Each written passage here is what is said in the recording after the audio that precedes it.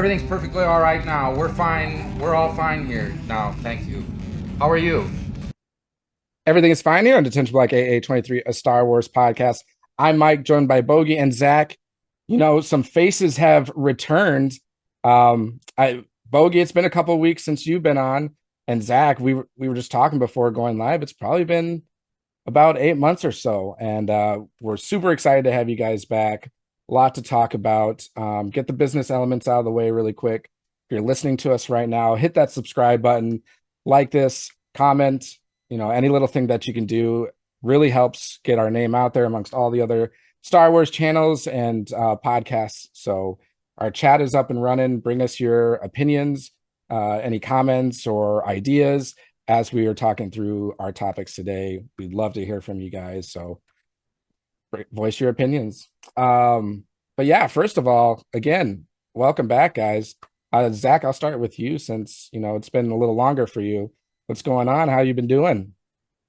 Good. Yeah, sorry, it's been a while. No apologies. No Just got apologies busy with needed. baby number two. And just lots of just working, adding another one to the family. So I've been gone for a while, but excited to Skeleton Crew was great. Really Oh enjoyed yeah. that. Yep. Had a lot of fun with that show and looking forward to Andor season two, with that trailer dropping earlier. Was that yesterday or earlier this week? What's today? Wednesday? I think it was Wednesday. yesterday. I think it was Yeah, it was yesterday. yesterday. Or wait, no, it was Monday because Monday was the trailer, and then I think the Kathleen Kennedy news was Tuesday, and then Mm, today's Wednesday. So I think I could be wrong, but I think it was that yeah. order. But yeah, awesome to have you back. Bogey, how about you? It's been a few weeks. How you been doing? Yeah, doing all right. Battled a couple colds over the past month and a half. It seems like as soon as I get over it, another one just pops in. But thank God here in Minnesota, the nice warm weather. Now, what I'm battling is allergies.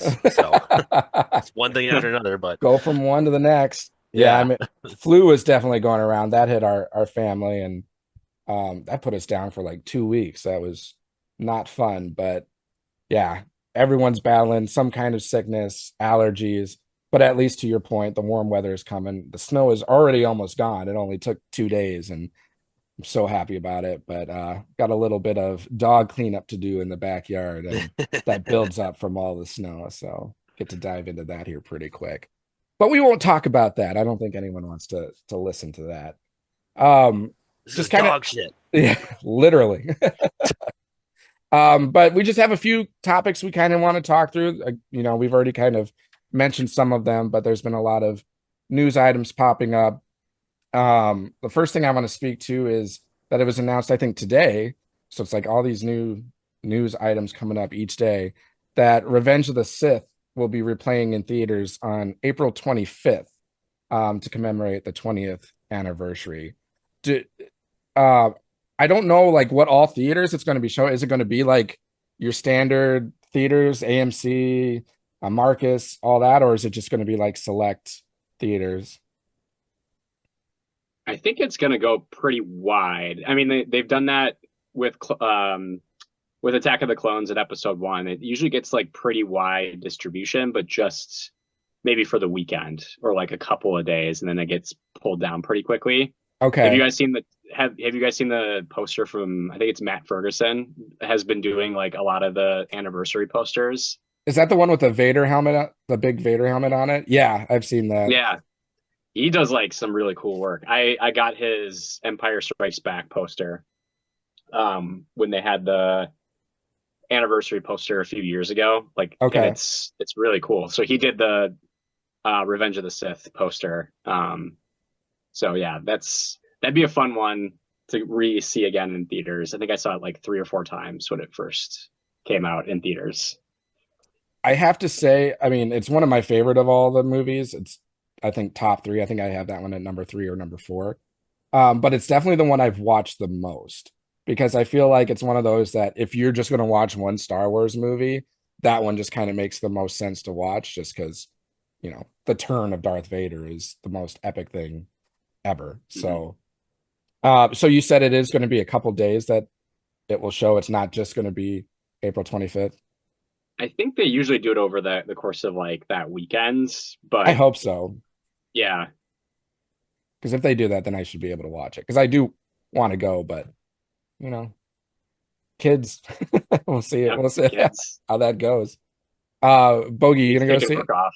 Right? Yeah, take a vacation day just to go see Empire Strikes, or not Empire, Revenge of the Sith. I say just let me know, Mudge. If you're gonna take a day Yeah, off, I'll take a day off. Let's go see yeah. it. Well, I mean, you're the only one here without kids, so like, we need you to go see it for us. And um, what? Maybe it was when they did the Phantom Menace, but I feel like in one of the movies they added like a post-credit scene, like a trailer for an upcoming thing. Did you ever remember hearing anything about that? I want to say it was like Like a Phantom Menace. like a And trailer for one of the upcoming projects. Let's say like Mandalorian or something. Or It must have been a Mandalorian. Yeah, I think they've done like a trailer for each like whatever new show is coming out. Like I think they did it with Attack of the Clones too. okay, Um, I think they may have dropped like the Acolyte teaser or something at the end of that one. okay, Um, if my timing is right. They've done like a little like trailer at the end of each of the anniversary releases. okay. I thought that, so I was just curious if like something like that will take place for this one. I mean, they already released Andor trailer. Maybe it'll be like another Andor trailer, or maybe the Mandalorian and Grogu movie trailer, maybe like a little That'd be teaser cool. thing. So I'm hoping for something like that. We still really haven't gotten much for that, have we? Any new No, but details? they've apparently wrapped filming, I think, is what the That's rumor what I I saw. heard. Yeah, that's what I heard too. So I have to believe, because Star Wars Celebration is around the corner. Something is going to be coming out with that movie for Star Wars Celebration. what weekend you said is the Attack of the Clones, or not the Attack of the Clones? Fringe of the Set. Yeah, April April, 25th. yeah, April yeah. 25th. So what weekend is that? I was wondering why they wouldn't wait because Is that a Friday? would the following Yeah. weekend be May? Yeah, May the 4th. You would think it would be like that weekend or something. so Friday is, oh, my TV just randomly turned on. That's really weird. Um, April 25th is a Friday. And then so you hit that Sunday, which is this 27th, and then the following Sunday is May the 4th. Oh, okay. So it's on a Sunday, but Yeah. you get And what I'm saying. I thought Celebration, maybe they'd pick that weekend or something. Yeah. yeah. And Celebration is like the week before this re-release. So I wouldn't be surprised if they had like a like sneak a preview of the trailer that's only at the panel Yeah. for Mandalorian and Grogu, and then they like show it at the end of the movie the next weekends. Yeah. I could see them doing that. They kind of did that with Mandalorian season 1, I remember. That's Celebration when it was in Chicago. They like showed an exclusive trailer that was only for the fans that went. And then like I think the actual trailer drops like 2 or 3 weeks later. Okay. Yeah, and you're our celebration guy, Zach. Any rumors or news that you've heard of? Or No, especially nothing. like where the next one will be, because that's what I'm dying to find out, because Yeah, I want to get probably back back. to it. It'll probably, I would assume it'll be back in, well, they did Anaheim before Japan. So Yeah. it'll probably be, I mean, Orlando. I would think they'd go back to the US, so probably Orlando, because they seem to bounce between like Anaheim, Orlando, then like an international one. Like Chicago was kind of a random like out of left field. Like they didn't that was like not super typical for Celebration. It But I feels want them like. to go back to Chicago, but they probably won't Yeah, because me there's no too. park at Chicago. So Yeah. Yeah, I think they like to do it at like close to a park so they can do the celebration nights or whatever with that. It have like they close the park down and you have like a special fireworks show, which is pretty cool. I haven't gone, but I've heard it's pretty fun. Um, yeah, I did the one in Chicago. I did one in Orlando and one in Chicago. And they were both pretty fun. Yeah, so hoping I bet it'll probably be back in Orlando would be my guess. But we'll see. I think they announced like all the guests are now announced. yeah, the All last the one was autograph Sky stuff or is all set up. Christensen, right? Wasn't that one of the last ones announced? Hayden Christensen. Yeah. And then Andor will be there, right? I think. Yeah, I think so. Are you gonna go Diego Luna. if it goes to Orlando or? Yeah, maybe if it goes to Orlando, I'd be up for that. Japan is like a little bit. Oh, I would love to go to Japan, but like I would have to do like 2 or 3 weeks if I did that. yeah, Like, because I actually want to like tour Japan, not just go to Celebration. and take a couple of Um, days to adjust to the mhm. completely different time zone. But Yeah, yeah, if there and that part of the country, if there was or country, if that part of the world, Japan would probably be one of the first places I would want to visit. Um, yeah, New Zealand, Australia, and Japan. Those are the places I would want to it's see. the top of my list. Yeah. Bogey, if Yeah. it's in Orlando, you want to go? Why not? I would love to get like the whole crew and like go to it and experience it all together. I mean, I know Zach, you've gone multiple times. Thanks to Zach, I was able to go to Anaheim, and I know that Bogey, Dustin, and Greg haven't gone to one yet. So it'd be great to get everyone out Mhm. there, and it's so much fun. Um, and Japan's only 3 days, isn't it? Aren't they usually longer than 3 days? No, they're usually three. You're right. They are a little longer. They're usually Thursday to Sunday or Yeah, Thursday because to mine Monday. was a 4 day pass, so Yeah. I thought it was different that it's only 3 days. Maybe I they're just mean, the question really is, do we want to splurge on the Jedi Master VIP passes if we can get them? how much are those usually? Too much money. I think like $900 a ticket, Oh something man. crazy like that. Oh man. You have to I, ask. You can't afford it. yeah, Yeah, I exactly. I I briefly thought about it in Orlando because they were still available, and I was like, maybe I should just do. And I don't think they were quite that expensive at that point. I think they were like five. I think they're closer to maybe $500, And what's the which is perk? Like still. you get all the panels and You get like a swag bag. You get yeah, auto access to all the panels. You have like a reserved seat. So like you're at basically the front of all the panels. You get to go into like an expo line for any photo ops or autographs. You still have to buy them, but like mm, they bring you right to the front. So that's pretty cool. And then I think you get like access to merch or like early access to like the store, and I think there might even be like a fast lane to go into the sure. Celebration store. But yeah, the perks are pretty cool.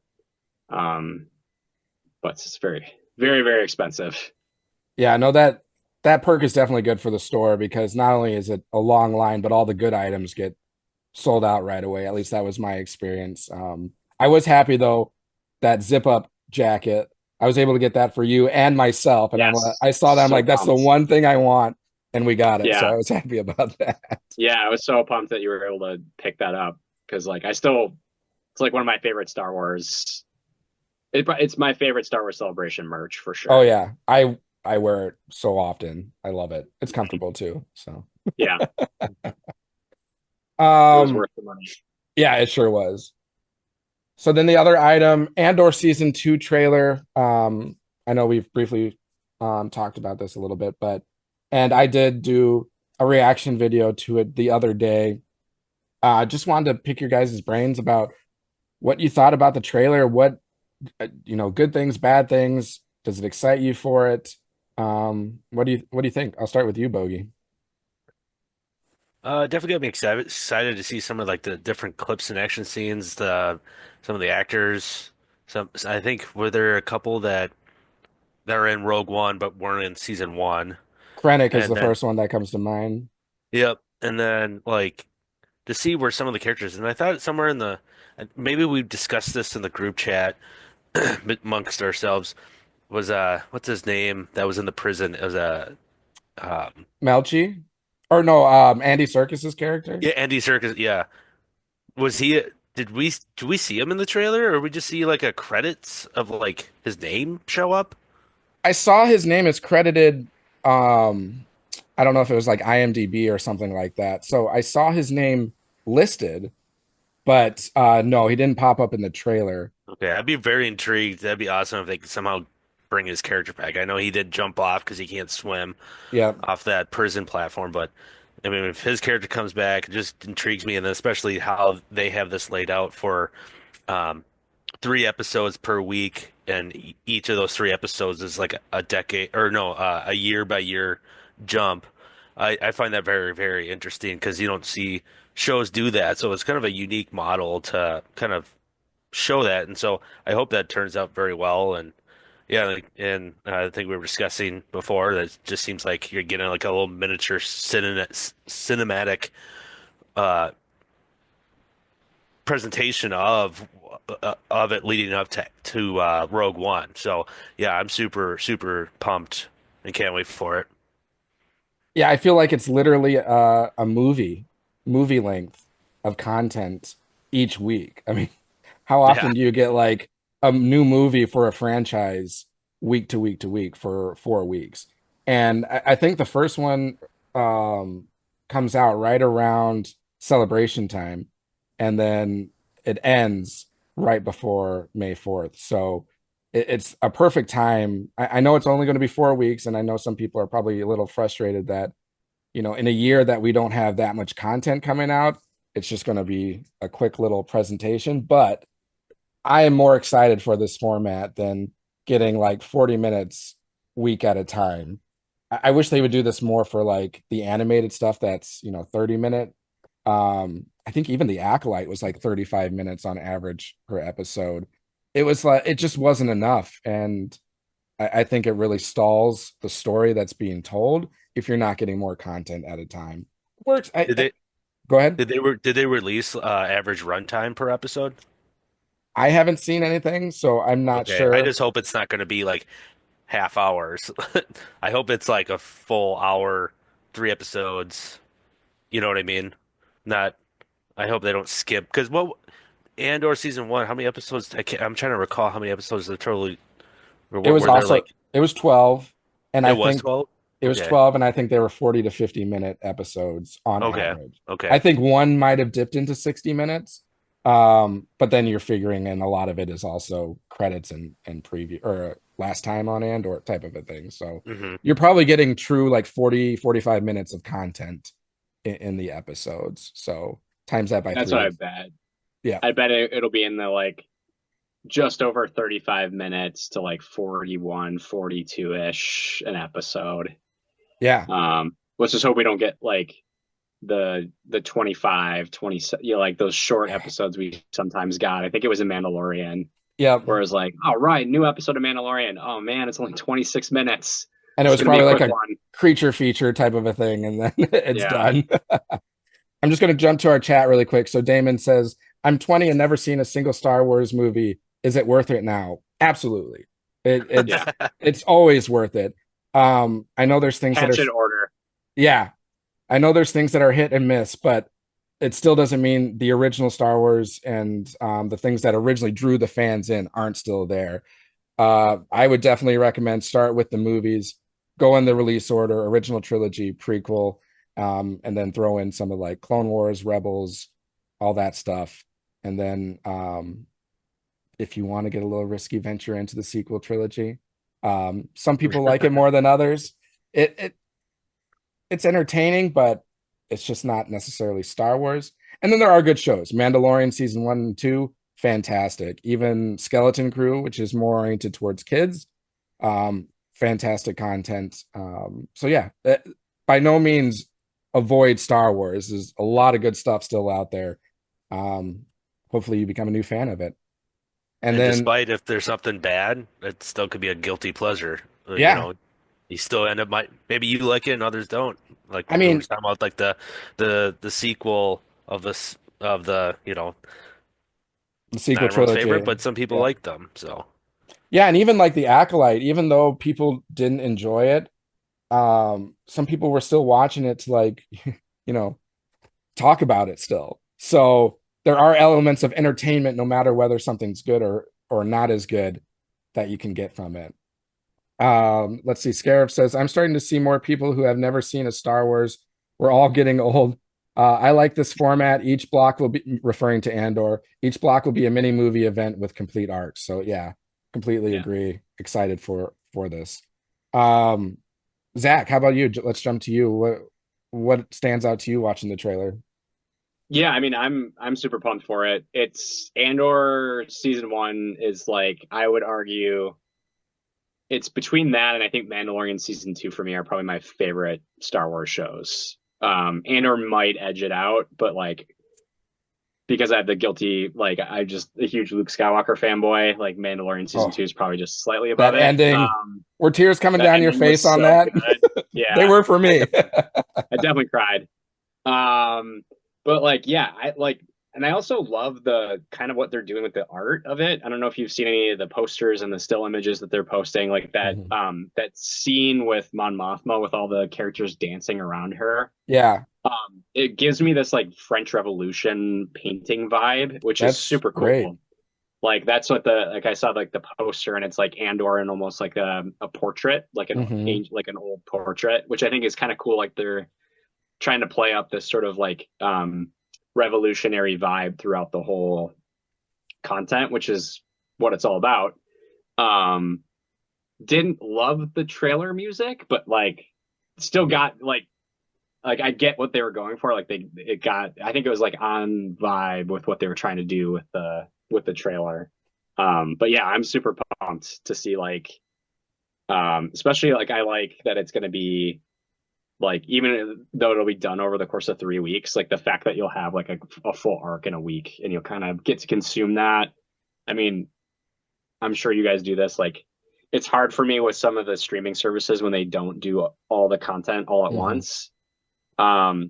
I kind of appreciate it because it gives me something to watch like every week. But um, on the flip side of there's just something to be said about like I'm gonna watch like 6 episodes of this over the course of the weekend and just like binge through it. Now I have less and less of that these days with kids, but I still enjoy trying to get through a lot of it as much as possible. Well, and who's to say if they release it all, you can't still watch it week to week to week if you have that kind of dedication or restraint. Mm-hmm. Um, you know, Spoilers, though. Can't yeah, do it. I wouldn't be. I would just be like binging through it as quickly Yeah, as possible. Um, that's what I'll be doing. you made the comment about the Mon Mothma scene.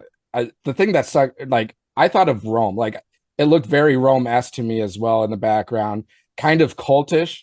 And thinking back to season one, aren't there like marriage rituals and kind of because the daughter was kind of getting into that thing, and that very much seemed cultish as well. So I'm wondering if it's like playing into that at all. But I like your take on it. I didn't even think about that, and that's great. Um, trying to think of anything else with the trailer that really stood out. I'm really curious because it's supposed to go up to um the start of Rogue One. They're literally leading up to it.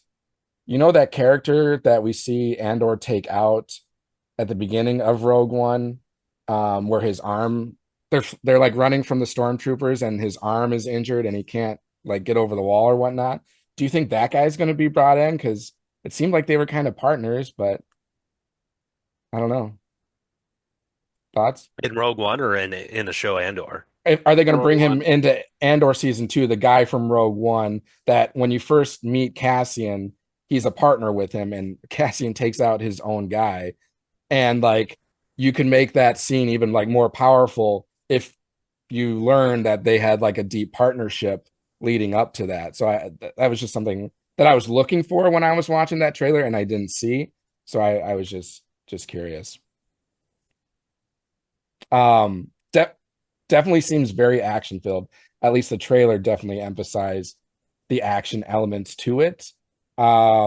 And to your point about the music, I was not a fan of Not a fan. that soundtrack, and not only not a fan of it, it also got me a copyright warning for the trailer review. But it says that it's a warning, but like the music person or the source allows for this to be played. So I don't know why it still came up as a copyright because it said it's okay to use it. But I was like, man, don't make me nervous like that. So because trailers you're supposed to be able to use because like if you're critiquing it or commenting about it, you should be able to have the rights to it. So Well, it's good for the marketing if you're it's resharing it. advertising, it's free Yeah, advertisement. So yeah.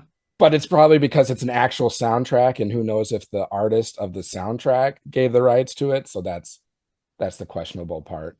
Scarif says, I'm always confused about the people that say Andor isn't Star Wars. That texture on Andor's face poster is an overlay of the Death Star. And then he calls out the power of many.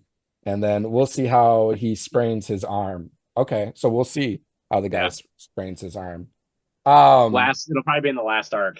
Yeah, it has to Yeah. be, right? That would make sense, yeah. And then I, I was going to add to say, like, I'm excited to see how we get introduced to K2SO. yeah, He was like I loved that droid in Rogue One. I can't wait. And you see all the other that type of droid in the season one. It was just like, when are we going to finally meet K2SO? And then I saw, am I mistaken? Didn't we see Forrest Whitaker? yes. And Yeah. so to see his character and his kind of like his rebellion against the Empire, I like to see that faction too. So I'm excited to see how they dive into that. Yeah, I love Saw Gerrera's element to like the rebellion because it's kind of like taking a bad guy's mentality, fight but on the good side. Meaning they're, all is fair in love and war. So I love that Well, aspect of it. we're also probably going to get a little bit more Mads Mikkelsen, which will be Mm, great. Like, Oh yeah. I would think that they'll probably do a little bit more of like pre the story that you see in Rogue One, especially yep. because he's going to be at Celebration. I would think that Mm. there's a reason that he's going to be at Celebration. Do we Um, do we know what the budget is for this season? I I've I don't know the exact number, but I've heard it's astronomical. It has to be. I mean, like, if you look, Yeah, I mean, Krennic, what's the guy's name that's I can't remember, but just the casting alone is going to be a hefty bill to pay for, especially if there's some potential others that might be showing up, like you said. And then makes me wonder, are we going to get a Darth Vader cameo? Are we going to get oh, a Tarkin you have cameo? to Emperor cameo? I mean, there's so probably get a Palpatine. Yep, we're gonna have all of that, I would think. I have to feel like we are. And they're going to pull out all the weapons on this one. So I mean, it's the only one for this year. So and especially if like Kathleen Kennedy is actually going to be resigning, then let's bring out all the big guns for this show and see how it goes. Um, Sorry, just catching up on Scarifs. Says clarity of purpose. Oh, it's 290 million supposedly for the budget. Wow.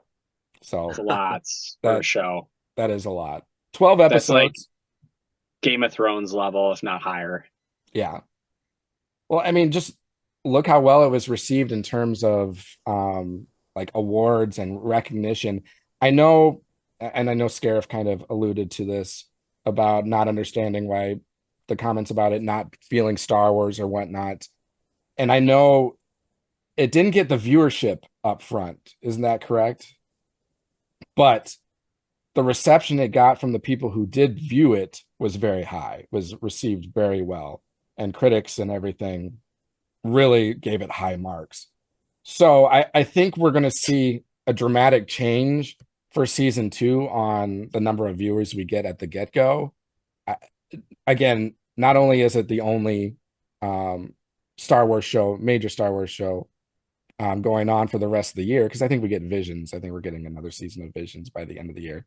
But the cast on it is just going to draw and garner interest as well. But we'll see if the impact of recent content will make any kind of effect on the viewership. Who knows?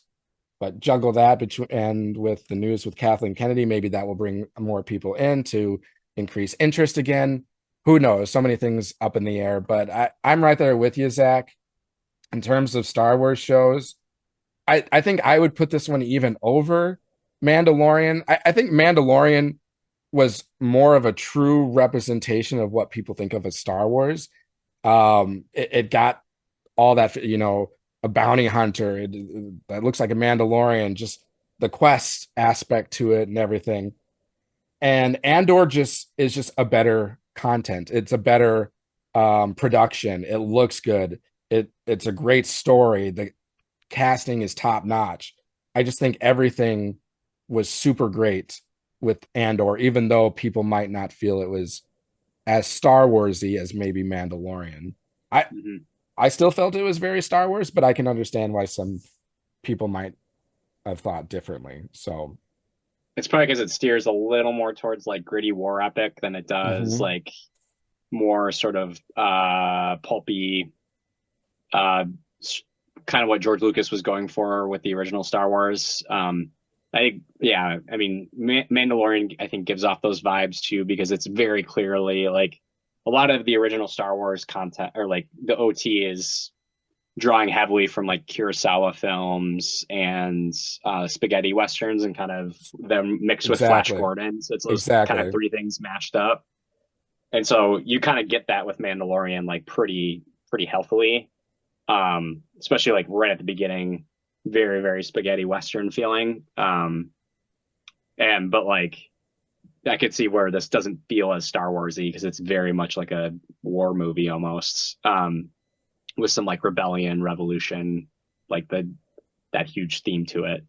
Yeah. And I think when you think of Star Wars, you also think of like Jedi, Sith, things to that, nature. And even though Mandalorian isn't about that, they still brought in some of those elements. I mean, Luke Skywalker showed up. You've got Grogu, who uses the Force. So you still are tying it in that way. Whereas Andor just doesn't have any of that, really. It's more, looking at the average day, Joes and Janes in the life of a world that's under the control of the Empire, and what the average people are doing to rise against that. Like a true rebellion-esque story. So I don't know if you would say like the stakes aren't as high in it, but at the same time, it's the Empire, so the stakes are still high. But I don't know. It's just a different feeling. But I mean, the tie-ins to, you get X-Wings, or even just the sound of the guns and everything, it brings in that feeling of Star Wars still. And you still have the rebels against the Empire stormtroopers and all of that. So for people that are saying it doesn't feel like Star Wars, I have a hard time understanding that. But I can understand if it doesn't feel as Star Wars as something like Mandalorian. Yeah. What if we get a Quinlan Voss cameo? I'm still waiting for that. That's got to get paid off at some point. How that never came in after the Obi-Wan Kenobi show is beyond me at this point. I mean, he was referenced there and the path. Yeah. So I thought it was going to come in Mandalorian season 3, and we didn't get it there. So he's got to be coming in soon. He's still alive. Yeah. But we'll see. Excited for it, and it's not too far away. Scarif says the figure comes from Forbes, meaning that 290 million, which states that the total cost of both seasons of Andor is around $645 million. That is a chunk of change. Yeah. Thank you for being our resource here, Scarif. Scarif's our like research expert right now. We appreciate you. We need to hire you as our full-time like researcher. Straight cash, homie. Yeah. Straight cash, homie. For Disney, that's just pocket change. No, well, that's true. For the amount of money they waste on all the other BS shows they've come out with that are just awful. Yeah, this is pocket change. I have to feel like they're starting to feel it a little bit, though. I mean, they have endless amount of money, but I don't know. Something tells me they're sensing it a little bit. Not that it scares them, but I don't know. It seems like sometimes they're willing to make changes here and there. So we'll see. Well, hence what probably the next topic you'll bring up. Yeah. So I mean, we can dive into that now if we want, unless there's anything else with Andor that we want to speak to. Nothing. Okay, let's move into. Let's go to the next bit of news. LFG, let's fucking go. Kathleen Kennedy, news released that sounds like Kathleen Kennedy will be resigning by the end of 2025. Nothing concrete. Zach was telling us right before we started recording that CNN released something that, them stating there isn't true factual evidence behind this. This is all speculation still, but due to the number of outlets that are reporting it, where there's smoke, there's fire. So I think there is definitely validity to it. I mean, we've got the Hollywood Reporter, Yahoo, Variety, Screen Rant, IGN, Star Wars Newsnet, amongst others, including Barstool Sports, releasing news articles about Kathleen Kennedy resigning. I think there's definitely split reactions to this. I think there's a large crowd that is super excited about the change that Lucasfilm is taking place. I mean, again, not again, I haven't commented on it yet, but who's to say that, I mean, maybe Kathleen Kennedy is just deciding this is the time, or maybe Disney is looking at it, kind of forcing her to resign. Who knows? And either way, there's going to be a change at the head, and hopefully, in my eyes, it means a change in direction in the content that we've at least been receiving as of recent. But I would have to believe Kathleen Kennedy is going to have a decision in who takes over too. Would you feel that would be an accurate assessment? Yeah, I would tend to agree. I would assume that I mean, it looks like she's officially retiring is the report. So I would think that she's had a big hand in what the succession plan looks like and who that's going to be, and who would be the best fit to sort of take over the role. I mean, I hope it's Filoni. I love Dave Filoni. I feel like he's got a good sense for, I mean, George Lucas protege. He's got a good sense for the saga, has done tons and tons of content. I mean, I obviously feel like that's the leading rumor, is that he's going to be the one to take it over. I keep hearing that, or Kevin Feige from Marvel, which feels like that would be a big job if he was doing both. Yeah, these are huge franchises. I feel like he'd have to step back from one. But I feel like it's got to be Filoni. And then I did see a couple rumors around Filoni and Favreau, which would be cool. And I think that would make the most sense because they've done some recent projects together and have had success.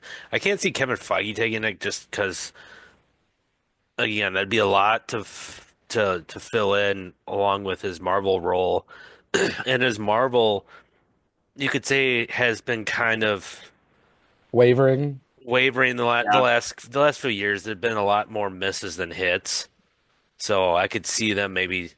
And then to throw him into the whole Lucasfilm Star Wars universe, I think that'd be too much on his plate then. And then you risk just going down the same rabbit hole. So I think I agree that Dave Filoni has got to be the guy that you go after to take over. And I have to believe if Feige is juggling two, powerhouses like that, in certain decisions, you're going to have to prioritize either Marvel or Star Wars. And how do you go about prioritizing one of those over the other? I feel like that can get very messy. So it makes more sense to not have him involved in this. There are also people that are more appropriate and better fit for running Star Wars. I don't think anyone knows George Lucas as well as Dave Filoni. I think he's the one that's got a mindset that can replicate George. Obviously, never meet the same as George, but be the next closest. And he is a fantastic storyteller. We've seen it in so many different things, and I think that's the direction I want to see Star Wars move, is prioritize the storytelling over anything else. And again, he's a great storyteller. Jon Favreau is the same for me in that book. I mean, I don't think he understands Star Wars as well as Filoni. I think he understands it very well. And I think he's had very great success in movie industry. So I would definitely be supportive of Favreau coming in. The only hesitation I would have with Filoni is that he seems to do better when it comes to animated works. But that's not to say that he can't hire someone to carry out the live action portion of it. So I keep going back and forth on who I would rather have between Jon Favreau and Dave Filoni. But I think it's 1A, 1B if we get one of those two, Star Wars is going to go in a better direction, in my opinion. So And who says you can't hire, have them both be like, co? yeah, have co-consulting or something. Yeah. I think it's definitely possible. I think you're still going to have one person to have the position because someone's Yeah. going to have to be able to overrule another person. But I mean, but world for me would be, yeah, Dave Filoni, and then he hires John Favreau as like kind of his co-assistant or whatever to kind of sure, keep me in check, but I make the final call type thing on yeah. content and all that kind of stuff.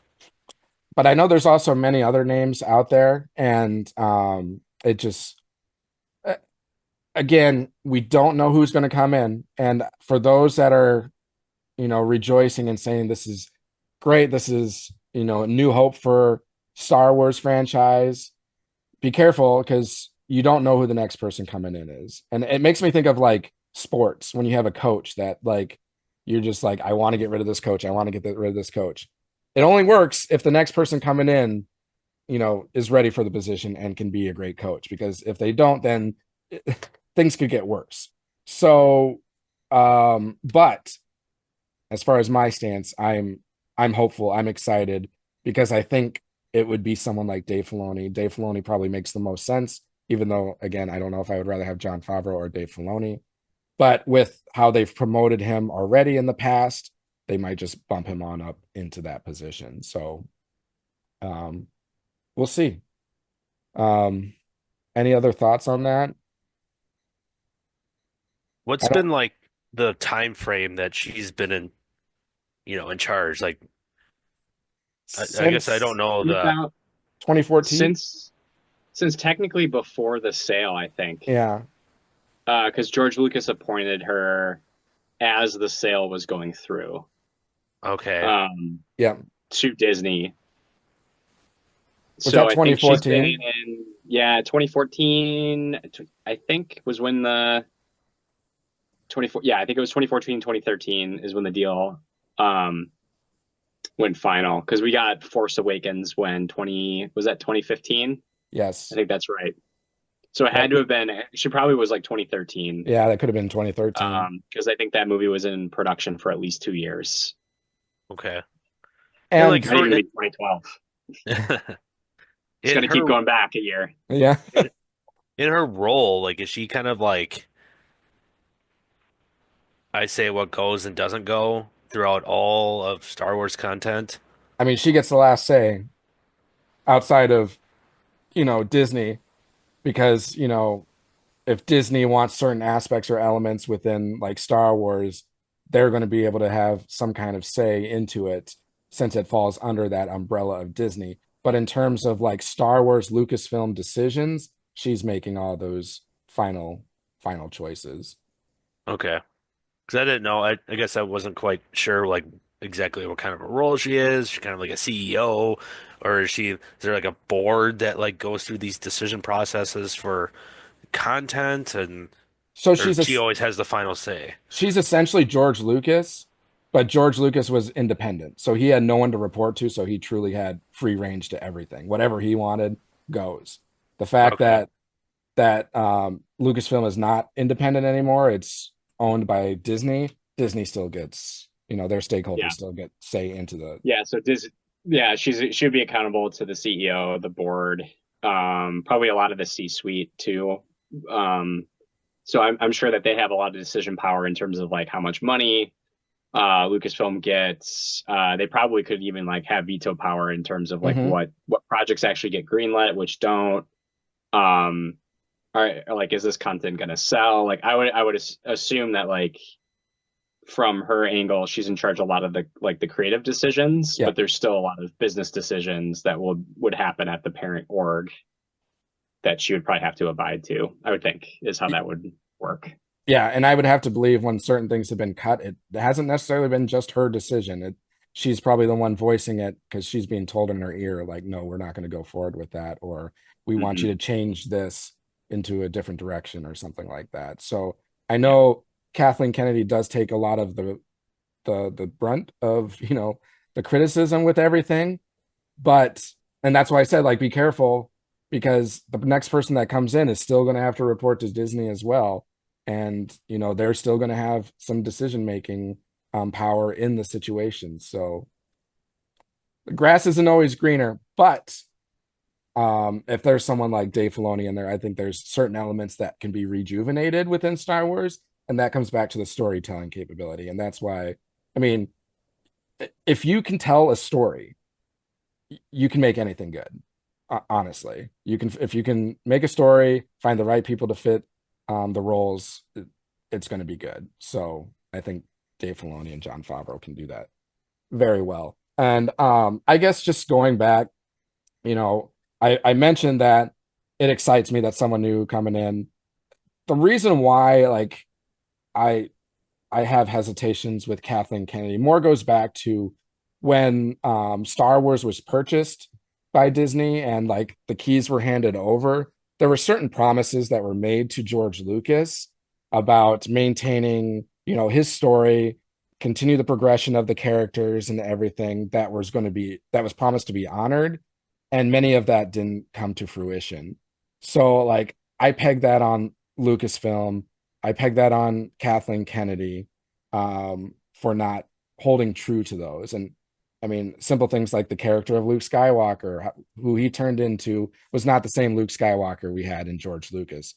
Even things like the relationship between Han Solo and Princess Leia that was so interestingly built within those original 3 movies was just thrown to the wayside. And when we see Han Solo again, he's just kind of a solo bum smuggler guy out on his own, and Leia is doing her own thing. So it's like, to me, that's not holding true to the original George Lucas vision. And I know George Lucas had his own 3 stories written and what he wanted to see on how the next stories would come out, and they went a completely different direction. So like, nothing personal against Kathleen Kennedy, just kind of certain decision makings and not honoring George Lucas's true Star Wars. And I feel that maybe that's more Disney to blame, because Disney's probably like, oh, we want to expand audiences, we want to get more money, so let's go in different directions and bring in new people, versus like holding true to what brought the original Star Wars fans in. So I don't know, just my 2 cents on that. And I don't know if you guys have anything to feed off of that. Yeah, it feels like, I mean, the sequel saga, we've talked about it on Many times. many a time, many a podcast.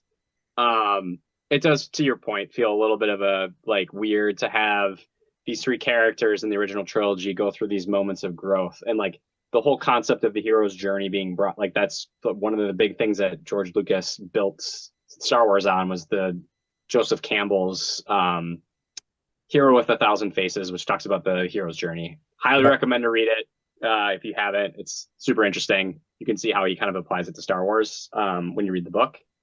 But like, it feels like you have these characters go through all this growth over the course of 3 movies, and then you get to 7 and they've just gone all the way back to episode 4, essentially. And like haven't really gone through, like haven't stayed true to the growth trajectories they were on. And I think like there was a lot of interesting stories you could have told with those characters, with their progression, introducing new characters. Like, it just felt like, I think, and I don't put this on her specifically or anything, it just more my critique on the films themselves. It just felt like there was a little bit of a fear of mishandling those characters. So they're like, let's go back to what we know, which is what they were like in episode 4, and we'll just make them those characters and then bring these new folks in, so that like this is like, it felt like it was like hey, this is a safe way to handle these characters, which I think kind of worked in episode 7 and then fell down in the next 2. So yeah, I think episode 7 brought much hope to the fan base. I think everyone was still united and everyone still had, a positive outlook on what Star Wars could be, and that Star Wars is back. And then it's just subsequent stuff kind of, I mean, well, I should say Force Awakens and then Rogue One, because both of those 2 were good hits in terms of like movie success. Good back-to-back year. Yeah. And then, Last Jedi, Solo, and then Rise of Skywalker kind of took it a different direction in the eyes of fans. So, what do we think? I know it's only rumor and don't know the validity behind it, but there's been speculation that George Lucas might want to play a role again in Star Wars, and it's kind of interesting that these rumors are starting to circulate a little more, revolving around this timing, and news with Kathleen resigning. Is this? I mean, because Filoni and George Lucas have a relationship, right? Yeah. So is And this just Favreau, I think. and Favreau? So Yeah, is they this? brought Go ahead. George Sorry. came like to the set a couple times, I think, for Mandalorian. So like there isn't a relationship there. That's why I think that Filoni, if I were to look at the rumors, I would say that he for sure feels like the favorite. Because if there is because we have all these subsequent rumors of like George Lucas wanting to be involved again. I feel like if you elevate Filoni, that lets the path to letting George get back involved in like the way he probably wants to be involved as more of a consultant, and like get more involved into future projects. That's got to be hard if you're George Lucas and seeing like the thing that you've created in your head, like that you've made from nothing, and then like it go in a direction maybe that you don't agree with. Who knows like what his perspective is. Although I think we kind of know based on some interviews that he's said that there's certain things that I think that he likes and certain things that he doesn't. Yeah. And so it's got to be hard, like being on the outside watching something that you've created go in a direction that you didn't anticipate or didn't really want it to go. Yeah. So I can see why he'd probably be like, yeah, I'd like to get involved again. And in all fairness, though, I mean, he can be upset all he wants, and I mean, I'm upset about things too, but with how Star Wars has been treated. But when you sell the rights and you hand over the keys, you kind of forfeit that power, unfortunately. But then I go back to the promise, the word that you were given to cherish this story, these characters, and continue to develop them in his vision. And then when you don't go against that, then I can understand the frustration there too. It's almost like stabbing someone in the back a little bit, and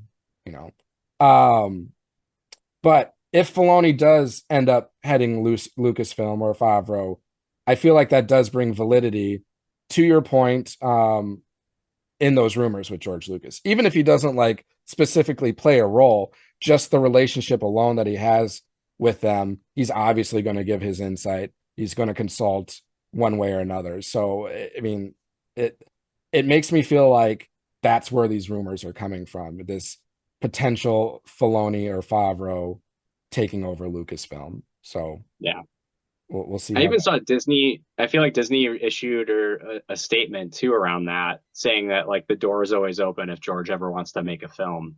Essentially, I think was the direct quote. Oh, here's a good question. If George Lucas were to make one film, what film would he make?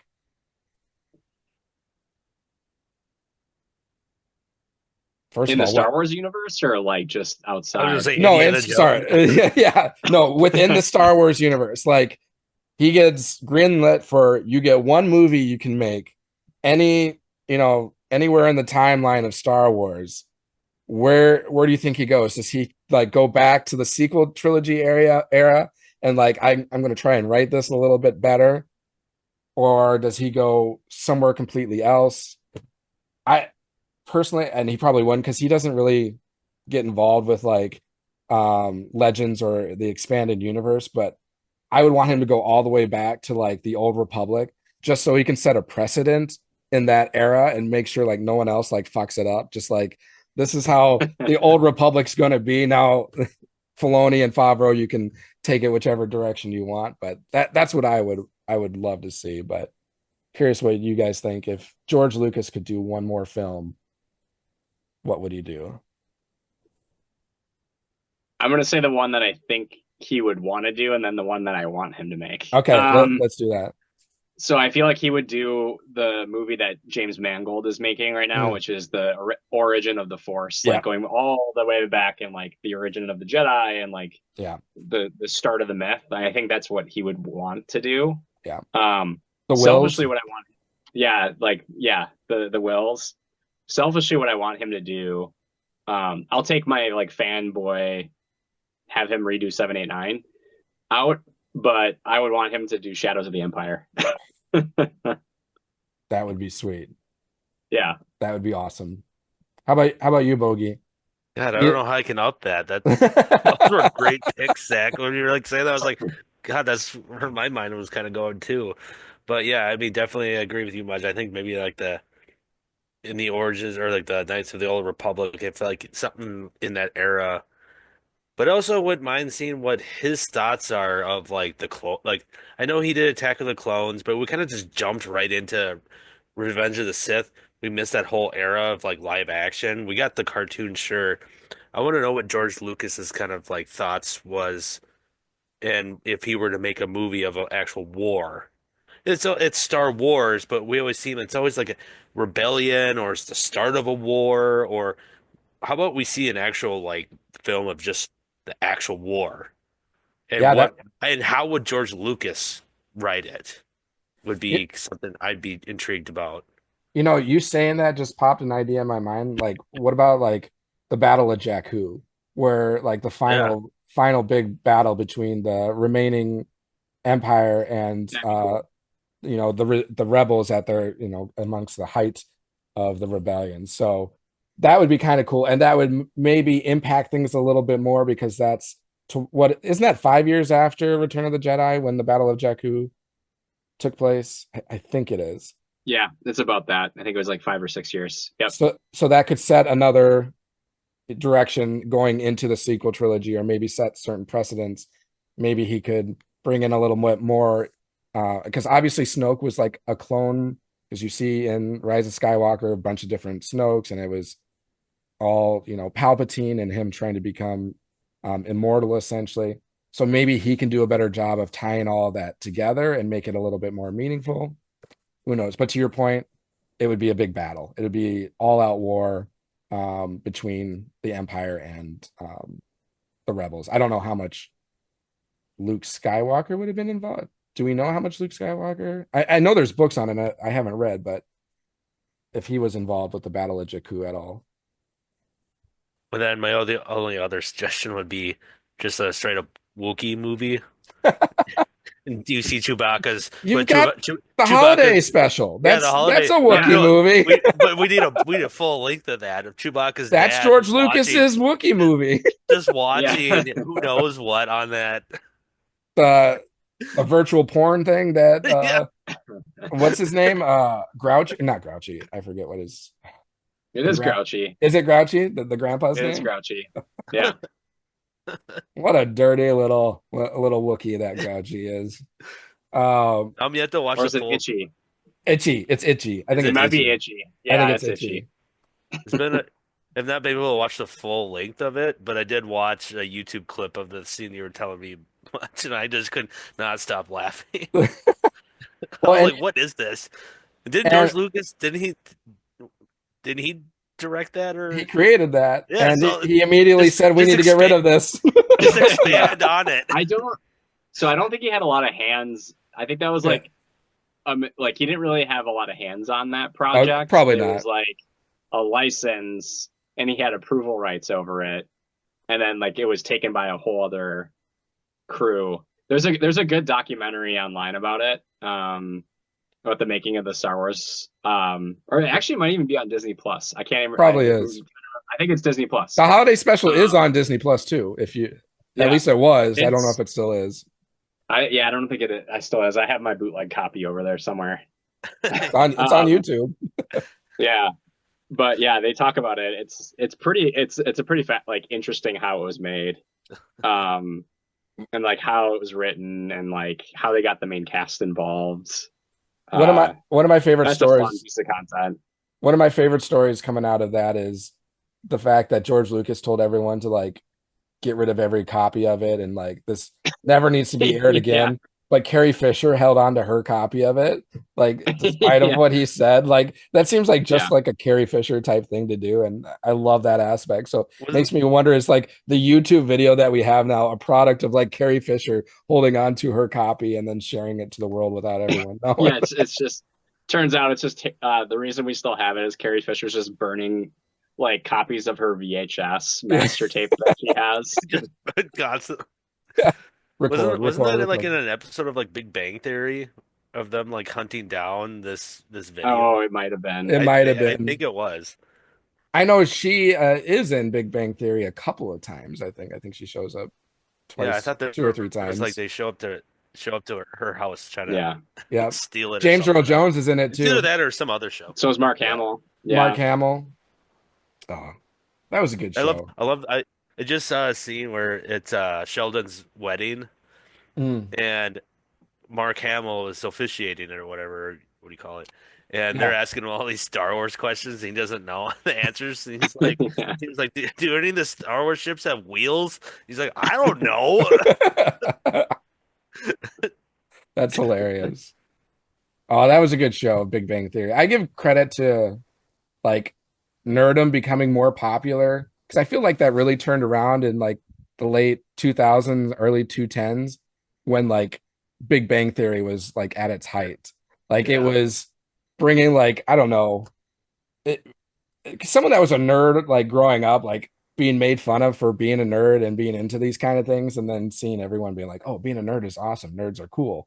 Around Big Bang Theory. It's like, "Oh, we've come a long way at that point." So, I give credit to Big Bang Theory to help that out. So, because a lot of that was a popular show for everyone. So, Yeah.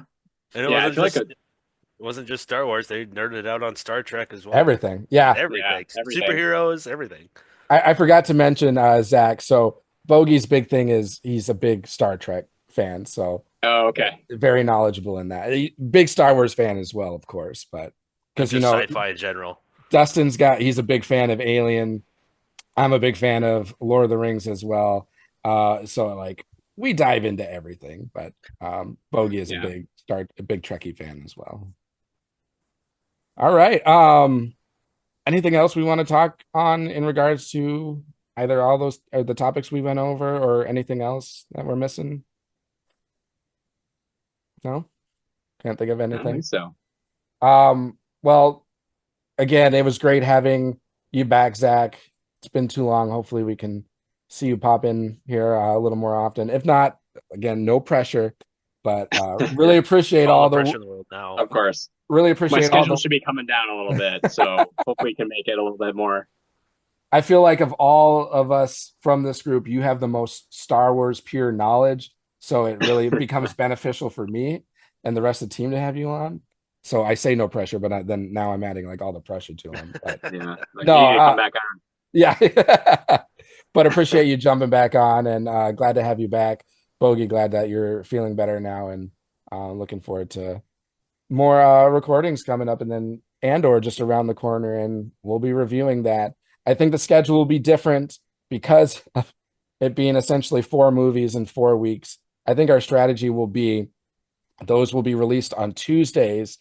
We'll watch them on Tuesday and then we will record and bring our opinions the following Wednesday evening. I think that will be the best way because having to fit in almost 2 hours of content while having kids and busy lives in time for a recording that evening might be a little challenging, but we'll make it work. Just run through our social media handles really quick. So you can find us on Twitter at DetBlockAA23pod, on Instagram at detention_block_AA_23, our Facebook group and YouTube channels, Detention Block AA23, a Star Wars podcast. And then you can find us on TikTok at DetBlockAA23. Again, hit that subscribe button, hit that like button, comment on this video, rate, review, all the above. We greatly appreciate any little thing that you can do for us. And as a reminder, we are having a special prize giveaway once we hit a certain subscriber number. So if you subscribe to us, your name will be entered into a drawing for a prize giveaway when we hit that mark. So have a great rest of your week. Have a great rest of your day. And we look forward to talking with all you fans next week. And with that, as always, may the Force be with you. Thanks for calling. This is Han Solo, and I'm going to be keeping you company for the next few hours right here on the Midnight Shift. Something's